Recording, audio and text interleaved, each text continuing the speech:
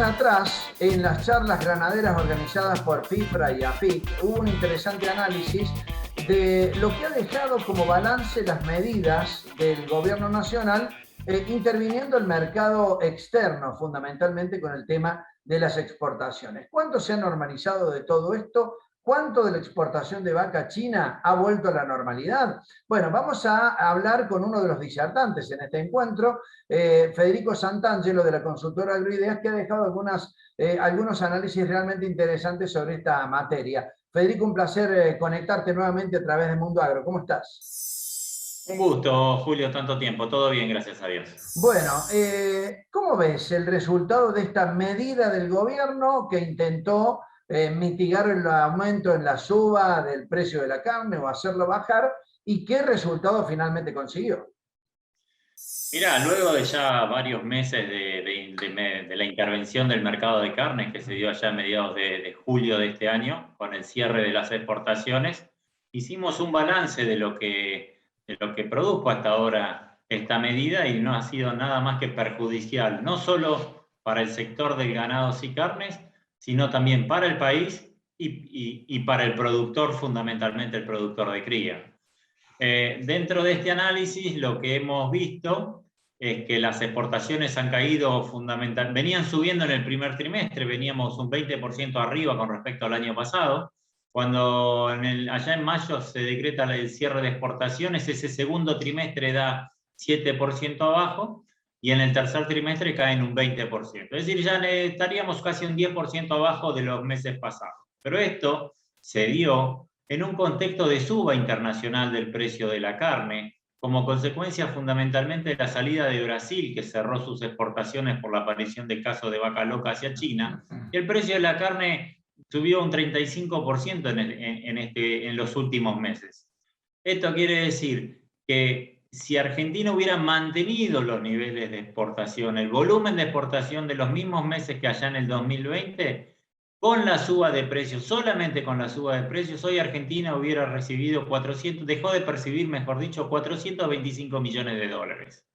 Esto es, si hoy tenemos en cuenta que no se sabe bien o que lo saben mejor los economistas, que la reserva del Banco Central son 4.000 millones de dólares, hoy el 10% dejamos de entrar solamente por lo que dejamos de exportar en los últimos 4 meses. Bien, por lo que ahí estamos viendo la afectación a nivel país con la falta de ingreso de divisas. Para la industria frigorífica y para el productor ganadero, ¿qué significó esta medida? Sí, y bueno, en parte estos 425 millones después no se vieron repartidos en la industria con las utilidades. La industria exportadora se vio perjudicada en términos de disminuir su volumen y todas estas cuestiones. Se vio beneficiado en parte por la baja del precio de la vaca y que el productor ganadero, el criador puro, en pleno periodo de zafra de vacas donde las tiene que salir a vender como consecuencia de la chique del campo, como que las vacas están vacías de tacto, y las sale a vender, el periodo de zafra de las vacas es abril, agosto, por la estacionalidad, nosotros tenemos los volúmenes anuales de los últimos años. En el mayor periodo de la zafra de vacas, el precio de las vacas cayó como consecuencia directa del cierre de exportaciones hacia China. Esto nosotros hicimos el cálculo que si se hubiera mantenido el precio de abril, que lo más normal es que se mantengan los precios durante este periodo, no suben en pleno periodo de zafra, pero tampoco caen, se mantienen. Dado el volumen de vacas que cayó, dado el volumen de vaca, que se faenó durante este periodo, el criador dejó de recibir 2.700 millones de pesos como consecuencia del precio de la caída de la vaca en el momento de mayor salida de las vacas. Esta plata le representa al productor un importantísimo volumen en su facturación y es la plata que queda en el interior, Julio. Vos sabés muy bien que el criador está en el interior del país y esa plata la gasta ahí en el pueblo, en las localidades, y es la que dejó de circular en estos momentos en el interior del país. Es una cifra más que considerable, 2.700 millones de pesos.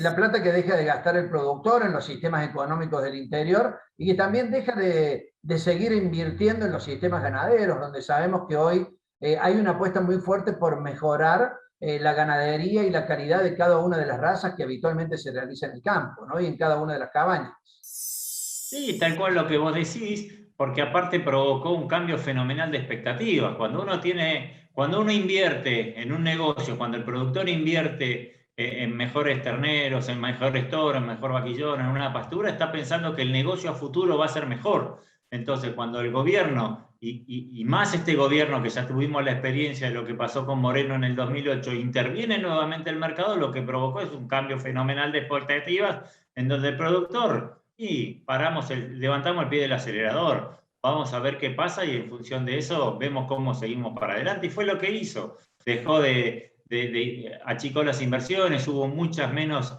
encierre de animales en los corrales, en los feedlots, la faena cayó, todas estas cuestiones que venimos observando como fundamentalmente del cambio de expectativas por parte del productor.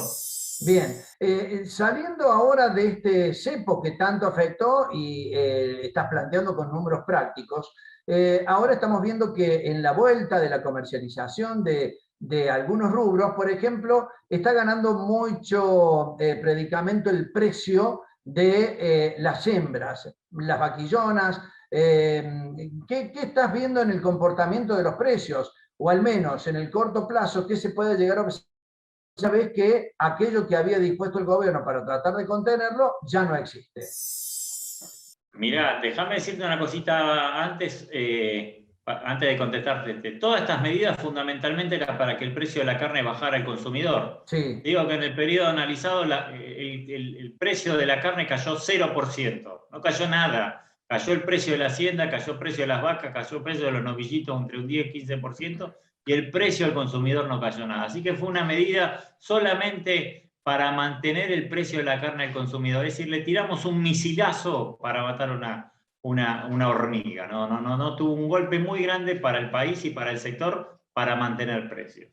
En lo que estamos viendo ahora está muy firme el ternero de invernada anda con muchísima firmeza, y esto no es porque el negocio pinte bien a futuro y vamos a invertir, esto es porque no tenemos en qué invertir el dinero. Productor que vende una jaula de novillos prefiere invertir en patas, quedárselo en el campo, hacer una recría pastoril. Hay lugares donde hay mucho pasto, la primavera vino muy buena, entonces antes que se nos pase el pasto y antes que nos quemen los pesos en la mano, lo invertimos en ternero. El ternero tiene un valor muy alto, que no es por una cuestión de expectativa de negocio, sino que, te repito, es por mantener el valor, por desprenderse de los pesos. Bien, esta particularidad entonces se ve en el cortísimo plazo. ¿Puede llegar a subir el precio de la hacienda conforme nos aproximemos al final de año?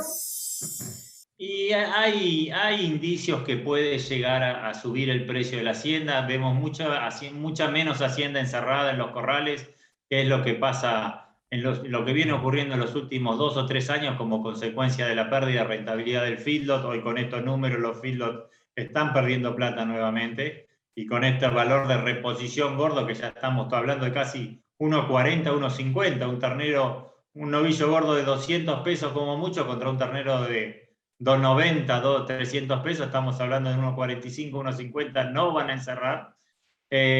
Hay lo que te decía anteriormente, el mercado internacional está firme y ha crecido un poco las exportaciones en el mes de septiembre. Esos son variables que te indicarían que tendería a subir el precio de la hacienda. En contrapartida, tenés un mercado interno con una crisis económica sin poder adquisitivo y con una inflación galopante que te llevaría a que no subiera tanto. Hay indicadores que sí, y bueno, esto es un poco lo que mencionaba en la charla.